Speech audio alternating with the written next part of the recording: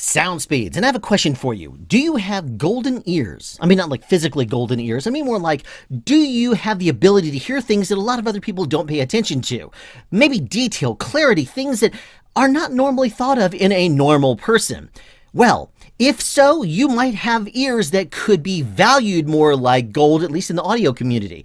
And if so, I have a second follow-up question for you. Did you take the Rode Microphones Golden Ear Challenge offered in fall of 2019? If so, did you score a perfect score? Well, I have not taken it yet. I'm about to do so right now. And hopefully, being that I'm a professional in the motion picture industry and work with sound on a daily basis, I'm hoping to be able to ace this thing. So what I thought I'd do is I would take the test and talk you through it as I take it, and we'll see if I score a perfect score or not. Here we are, and off and along our merry way over to Rode's website, where we're going to take the Golden Ears Challenge. Now, I do want to point out that just because I'm a professional in the film industry does not mean that I have golden ears. I mean, there's a lot of guys I do know that cannot hear the difference and fidelity difference, especially between two things, as simple as one microphone and another. They might say, what's the difference? And that doesn't necessarily mean that they have golden ears, even though they're a professional. A lot of pros, even, they lose their hearing over the course of time and lose the ability to hear some sounds, some of the little fine-tuned sounds in microphones and stuff. But they still would consider to be experts in their field, mainly because they've been doing it for 40 years. So let's go ahead and take the question number one. Hopefully it's starting off easy. One of these clips was recorded on a mono microphone and the other a stereo microphone. Well, that's easy enough. Oh, provided that my Mix Pre 6 is not in mono mode. I usually edit in mono mode, so headphones are now in stereo. So let's hear.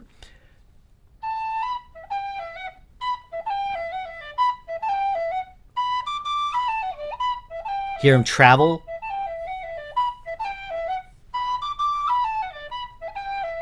Hear it going from one ear to the other. Obviously, this is stereo. Let's go ahead and listen to, I don't know if I exit out early. Is it going to mess it up?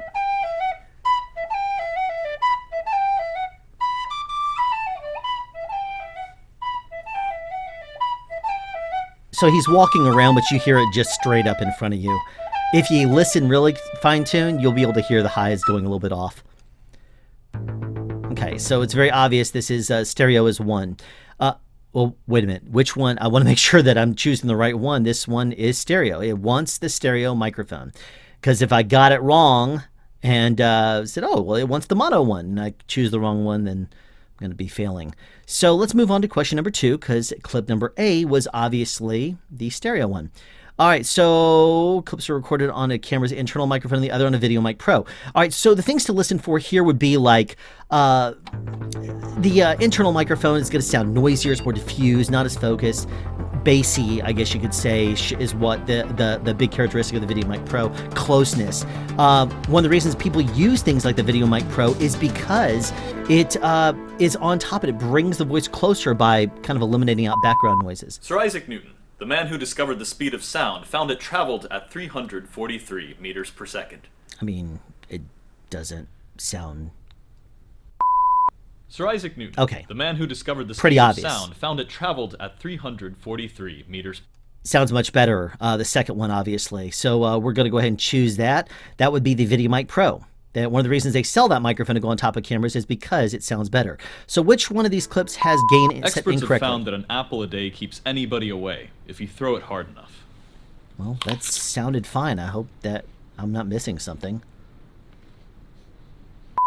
Experts have found that an apple a day keeps anybody away. Hear how that sounds distorted? That right there is... It's not normal. That means that it was basically overmodulated when it was recorded. That's distortion. That's not good. So that's obviously the one that's distorted. Okay, let's move on. Hopefully I clicked the right button there. Okay, moving on to question number 1. Of this next batch, I guess intermediate, which one of these clips mounted to camera mounted microphone and the other was boom mounted? Okay, so things to listen for now: closeness, better balance, fidelity, things like that.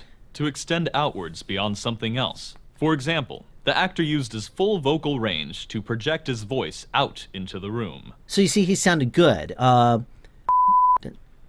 Project. To extend outwards beyond something else. For example, the actor used his full vocal range to project his voice out into the room. I mean, he sounds good, but not great. Not as good as the first one, in my opinion. I'm going to replay it just to show you. Listen for the bass and clarity here. To extend outwards beyond something else. For example, The actor used his full vocal range to project his voice out into the room. Hear the difference there? That sounds very full. Project. To extend outwards beyond something else. For example, the actor used his full vocal range to project his Which voice microphone out. he's booming with. Looks like a video mic of some sort. Okay. So based on what we know, it's pretty obvious that it wants you to choose the first one as the boom because it sounds better. Both of these clips were recorded with Video Mic Pro, however. One was recorded with a furry, one without. Okay, so the things to listen for now: wind muffles, sounds. For the weather this morning. Partly cloudy with a chance of showers and winds coming in at 32 kilometers per hour. Is that a fan in the background? I'm listening for things like muffled highs. And for the weather this morning. Partly Okay, cloudy so in with this a chance case, it's the fan blowing the microphone and causing wind noise. You hear that rumbling? I mean, I should almost play it again. But, I mean, go back and watch it again. You could hear the rumble of the fan just nailing the microphone.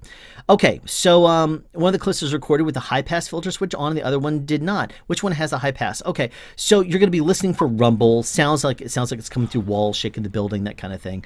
The first residential air sounds. conditioning system was installed in 1914.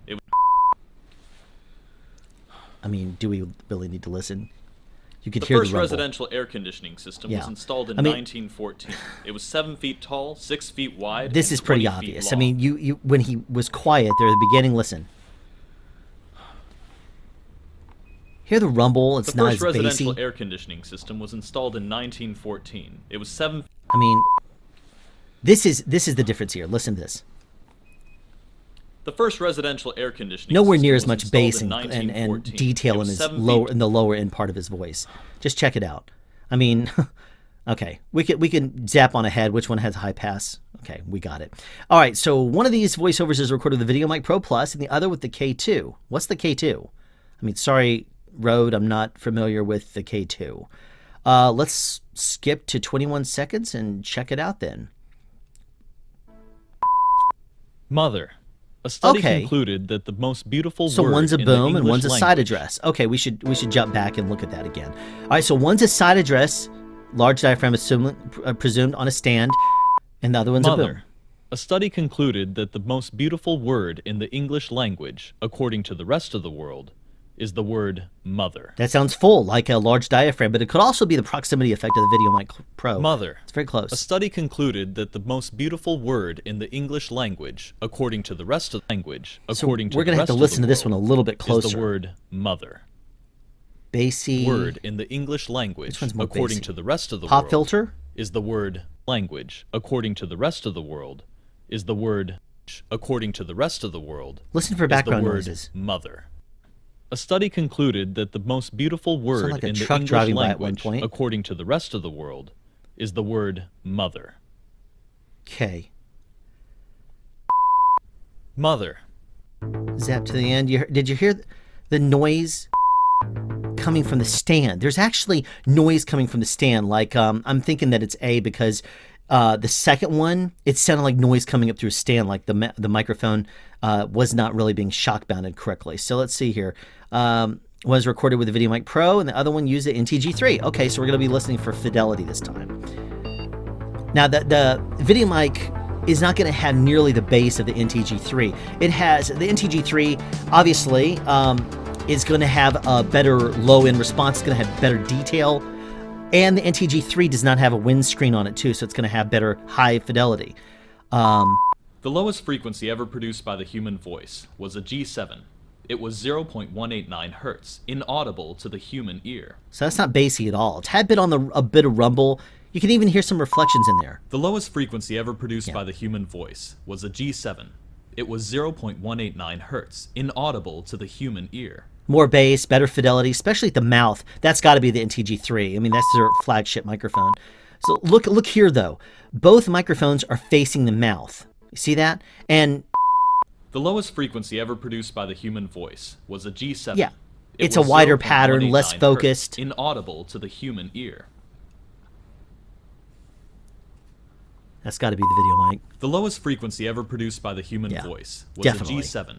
It was 0.189 Bassy and full. It's more like hertz, shotgun inaudible microphone. to Hear the human mouth ear. better. I mean, listen, it's got to be It's got to be that A is the Lowest video frequency mic. ever produced G7.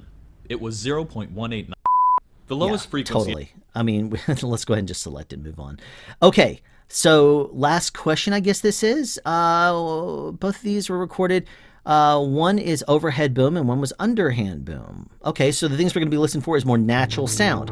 I'm going to presume that the people at Rode know how to underboom, so that means that you're probably going to get less of the chest, even though normally you would get more chest and not as much fidelity because the mouth, the mids and highs are farther away from the chest. So you're going to hear the chest closer and more bassy. Mount Everest, at over 8,000 meters above sea level, is the highest point on Earth. The lowest being in the Mariana Trench at over 11,000 meters below sea level. See, that sounds good. So if they're underbooming that, it sounds really good. Mount Everest, at over 8,000 meters above sea level. It doesn't is the sound highest right. It doesn't point sound on Earth. natural. One of the The reasons we lowest overhead being in the boom in the film Mariana- industry is because it sounds better when we do it that way. Mount Listen to Everest, him putting at a over pin 8 in. That, for example, sounds much closer when you're doing it from below. So there we have it. Goal 30-30. Yay! I actually was able to tell the difference. That last one I really appreciate because it shows that we should not be underbooming nearly as much as we are. I mean, you could really hear the difference between under and over booming on that example. Producers, UPMs, definitely take note of that. DPs, please don't light us out so that we have to underboom. It just doesn't sound nearly as good. Actually, I would say that parts of this test were easier than I anticipated them to be. I honestly thought that they would be more difficult, like it would maybe be comparing one microphone to another and wanting us to try to hear more of a subtle difference. But you know what? It's a good first attempt. So I'm going to say a good job. And if you did not get a 30-30 on this, or you couldn't follow along and hear the differences here, by all means, go back and listen again, preferably with headphones on or IEMs, in-ear monitors, something like that, where you can hear more detail. Because the detail is definitely there, and I kind of hopefully talked you through it enough so that you would have a better understanding of what to listen for. Thank you for tuning into this episode of Sound Speeds. And be sure to tune in the future for more interesting, fun sound things and sound advice. Have a question you'd like answered or want to add something? Be sure to write it in the comment section down below. You can also make a suggestion for future topics of discussion. Again, comment section down below, or you can email me at soundspeeds@yahoo.com. Be sure to subscribe and turn on notifications so you won't miss out on future sound advice.